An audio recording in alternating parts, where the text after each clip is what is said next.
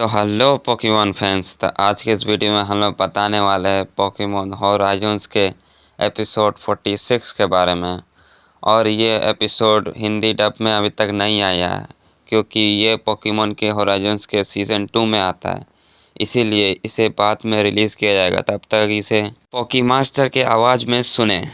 Episode की शुरुआत में लिको अपने कमरे में होती है क्योंकि उसे अभी रेडी होके स्कूल जाना है। उसका स्कूल का नाम है ऑरेंज एकेडमी।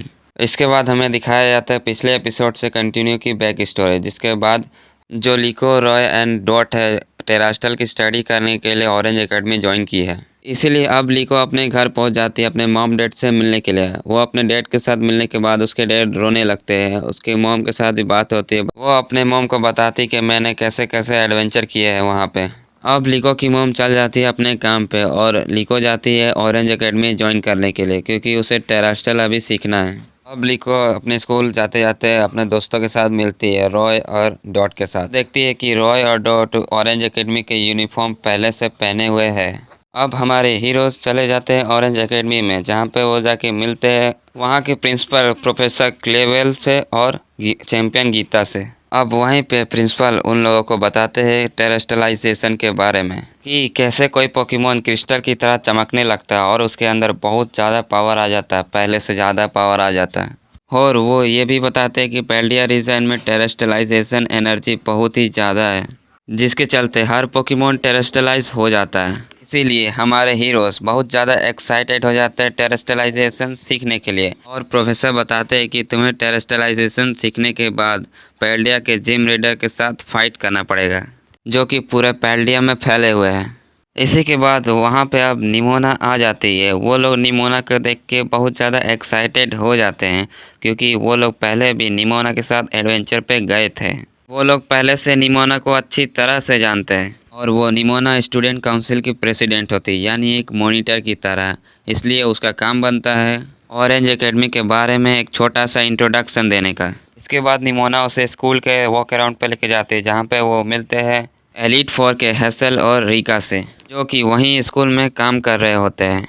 अब हमारे हीरोज चल जाते हैं अपनी क्लास में, जहाँ पे वो जाके मिलते हैं डेंडा से, जो कि उसके क्लास टीचर होती है। अब डेंडा हमारे हीरोज को लेके जाती है ट्रेनिंग पे, जहाँ पे वो लोग फिजिकल ट्रेनिंग करते हैं जिससे उसके पोकेमॉन पूरे स्ट्रॉन्ग हो सके। ट्रेनिंग के ख़त्म हो जाने के बाद हमारे हीरोज मिलते हैं जैक से, जो कि वहाँ पे एक प्रोफेसर होते हैं और वो हमारे हीरोज़ को उसके कोर्स के लिए करिकुलम शेयर करते हैं और उन्हें एक जिम असाइन होता है जिसके बारे में उसे डिटेल्स मिलते हैं। वहाँ से जाते हुए लिको मिलती है अपने ओल्ड फ्रेंड एनी से। एनी और लिको के बीच बहुत सारा बात होता है। उसके बाद एनी लिको को चैलेंज करती है पोकेमॉन बैटल के लिए।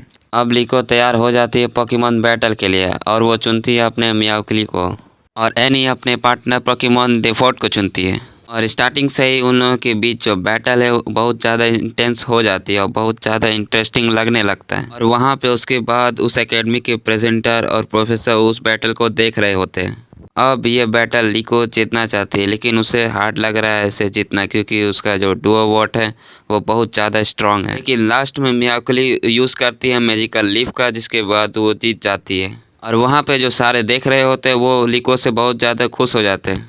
एनी वो बैटल हार जाती है, लेकिन वो बोलते हैं कि आगे मैं फिर कभी बैटल करूँगी और तुम्हें हराऊंगी। हमारे हीरोज़ का करिकुलम होता है कैंपिंग, जिसके लिए वो अब निकलने वाले ही होते हैं कि वहाँ पे आ जाते हैं कोरल और सीडियस। वहाँ पे वो लोग ऑरेंज अकेडमी में एनरोल करने आते हैं और वो एमेथियो के साथ काम करते थे।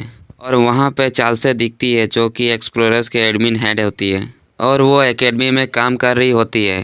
ये सब देख के हमारे हीरोज़ को शक होता है कि एक्सप्लोरर्स यहाँ पे क्यों आए हैं। दूसरे सीन में हमें दिखाया जाता है राइजिंग वर्ल्ड टैकलर्स को, जो कि बहुत ज़्यादा डिसबैंड हो जाते हैं और वो अपने अलग अलग कामों में बिजी हो जाते हैं, जैसे जिनका जो प्रोफेशन है। अब दिखाया जाता है फ्रीड को, जो कि ओरला से बात कर रहे होते हैं और ओरला उस डैमेज हुए पार्ट को ठीक कर रहे होते हैं जो कि पिछले एपिसोड में टूटा था।